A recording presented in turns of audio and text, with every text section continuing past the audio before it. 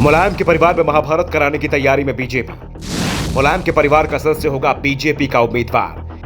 अपर्णा के अलावा मुलायम परिवार के 2 सदस्य और बीजेपी के संपर्क में। परिवार के सदस्य टकराए तो दिलचस्प होगा मैनपुरी का चुनाव। मैनपुरी सीट पर नामांकन का काम शुरू हो गया है। डिंपल यादव के लिए नामांकन खरीद लिया गया है। 4 सेट लिए गए हैं। 14 या 15 नवंबर को नामांकन भरने की तैयारी है।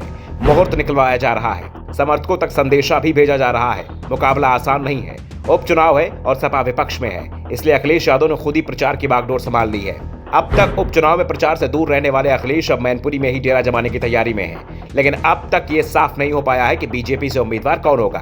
कांग्रेस ने तो सपा के समर्थन का संकेत दे दिया है। नीतीश कुमार कह रहे हैं कि जिस तरह से महाराष्ट्र में बीजेपी ने शिवसेना के उद्धव गुट के सामने उम्मीदवार नहीं दिया था, वैसा ही उसे मैनपुरी में नहीं करना चाहिए। आखिर मुलायम सिंह की इज्जत तो पीएम मोदी भी करते थे, लेकिन बीजेपी ने साफ कर दिया है कि उम्मीदवार दिया जाएगा और पूरी ताकत से चुनाव लड़ा भी जाएगा। मैनपुरी सीट अब तक न जीत पाने का जो मलाल है, उसे उपचुनाव में दूर किया जाएगा। पहले पार्टी ने अपर्णा को उम्मीदवार बनाने का संकेत दिया था, लेकिन सपा से डिंपल का नाम तय होते ही अपर्णा ने चुनाव न लड़ने का मन बना लिया है।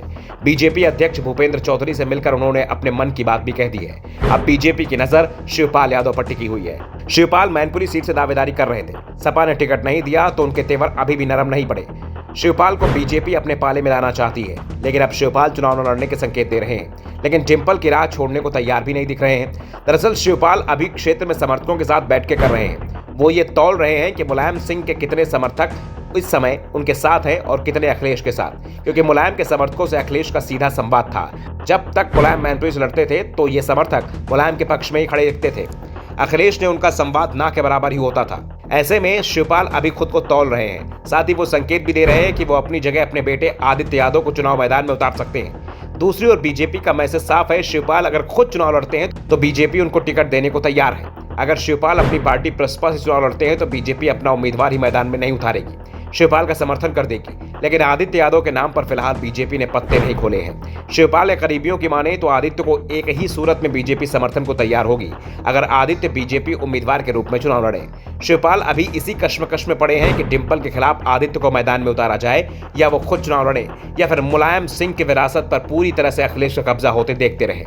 दूसरी ओर अखिलेश ने भी शिवपाल से सीधा अभी तक संपर्क नहीं किया है। परिवार के लोगों से ही कहा है अगर चाचा मैनपुरी से दावा छोड़ देते हैं तो उन्हें सभा में शामिल कर लिया जाएगा, लेकिन शिवपाल दूध के जले हैं, इसलिए छाछ भी फूंक फूंक कर पी रहे हैं। क्योंकि विधानसभा चुनाव से पहले भी अखिलेश ने शिवपाल को अपनी पार्टी में शामिल किया था, लेकिन चुनाव के बाद उन्हें सपा का नेता मानने से इनकार कर दिया था।